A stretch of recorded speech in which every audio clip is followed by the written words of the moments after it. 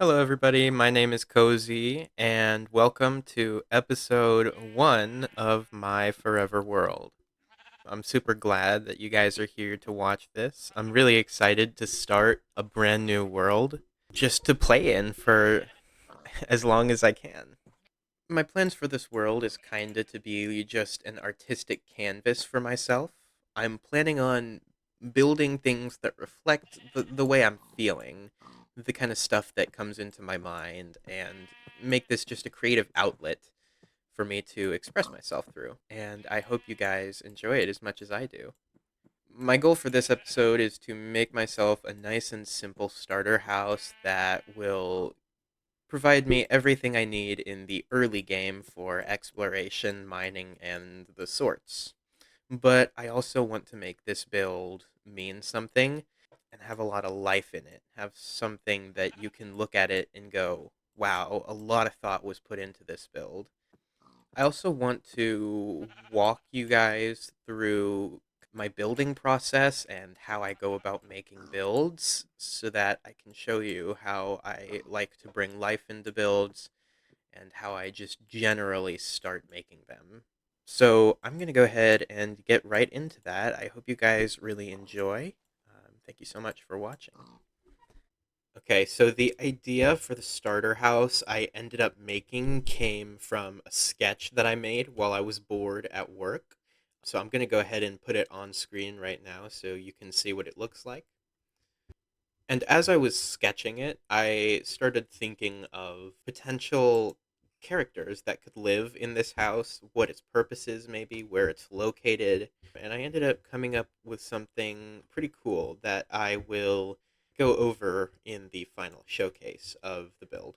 Right now, I want to go over my building process and how I got from just an outline of the shape to a fully fledged build over there.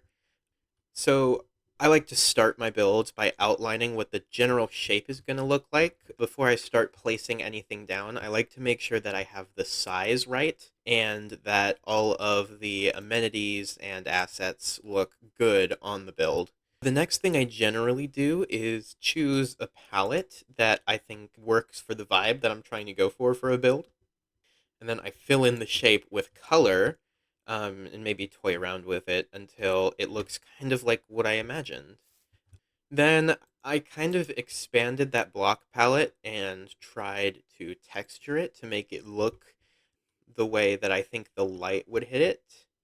How if the sun was above where it would be in like most scenarios you're looking at it, the lighter blocks on the roof would be on top and the darker blocks would be on the bottom. And then how the overhang on the roof would shadow this part and there would be darker blocks, kind of move down to the lighter blocks towards the bottom. And then the same thing here. Kind of just doing that for the entire build makes it look a lot better. Then I moved on to a step that I call macro detailing, where I make large details that are going to be some of the first things that the viewer notices when they look at a build, kind of like the framing for this part of the house, or the support pillars, maybe making a more detailed market stall overhang and the windows, stuff like that. And also at this stage, I decided to change the back to fully sandstone because I felt like if this was like a real building, they might not pay so much attention to the looks of the back. I also added this really cool chimney detail with this glass being smoke. I think it makes a lot of movement, adds a lot of life to the build, which I am really proud of. I honestly don't know how I did this. I kind of just placed glass blocks around until it looked good, but I did it in a sort of a corkscrew pattern so that it kind of looks like it's bending no matter which angle you look at it from. And then I moved on to a step that I call the micro details, where on the outside I do the little things that you'll notice when you get closer to the build, things that would be in like a real life build, where you have like plants on the side and lanterns so that it's well lit. Details in the market stall, like they're selling things. They have tables. They like store hay. and add doors, maybe a little bit of overgrowth on the outside, and a little bread baking station over here at the brick oven. And then afterwards, I gave it a little bit of context. I put it on grass. I gave it an interior as well, but I'm going to show that when I go into my actual survival world. Notice how it just looks really natural, how it fits in to the environment because I paid a lot of attention to how things would actually be if somebody were to really live here. And this is what the final product ends up looking like after all this. I think it's definitely worth it to take your time because the more you stop and think about what you want to build to be, and the more time you spend kind of fine tuning everything and making sure everything is just the way you want it to be, the better the final product comes out. But now that we have this fully designed, I'm going to use Lightmatica to get it into my survival world. So let's get to building that.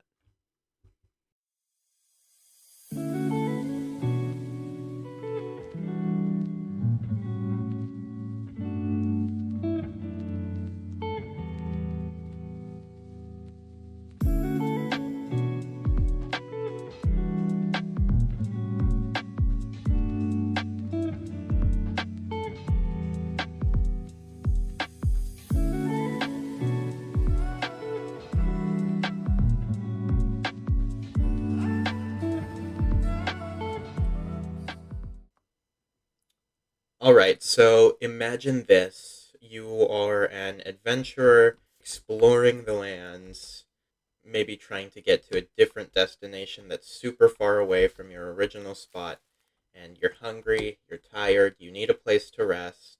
And as you're walking through the woods, all of a sudden you spot something out of the corner of your eye that looks like, that doesn't look like it should be here.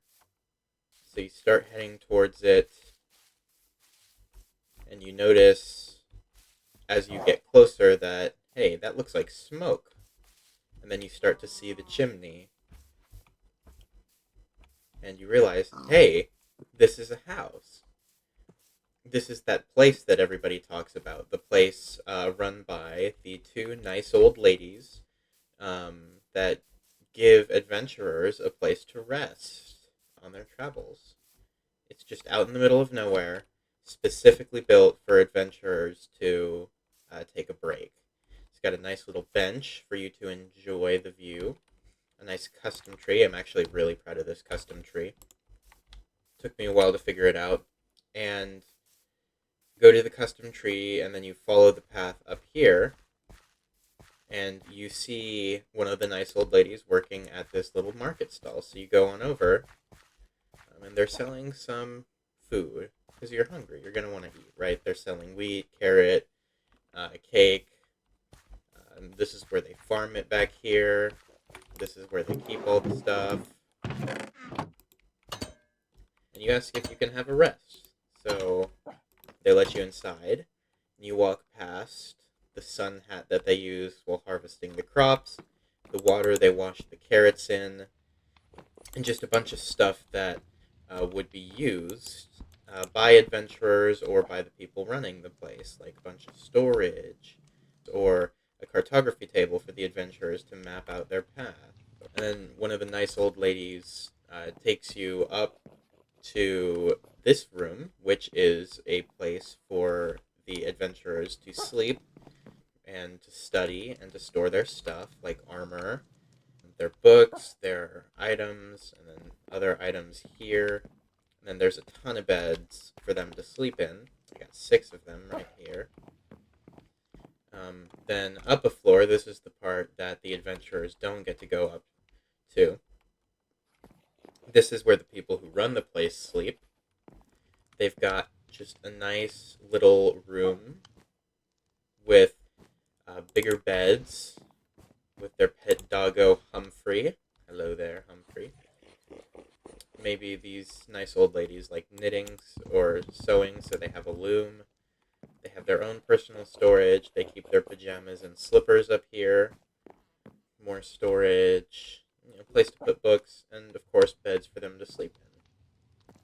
I put a lot of thought into designing this interior because I didn't just want it to look nice, I wanted it to tell a story.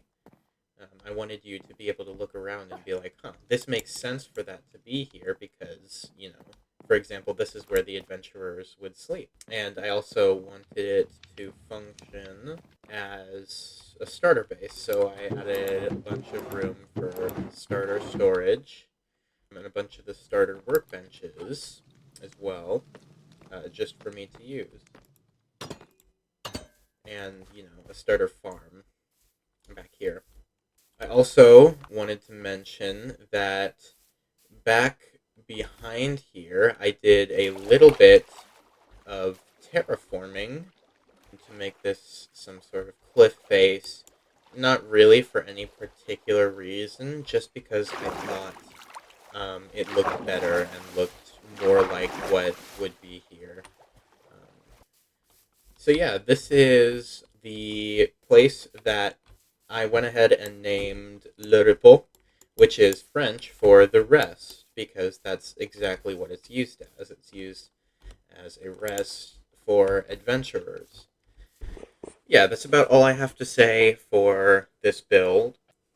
Next episode, I'm thinking I want to do a bit more exploration.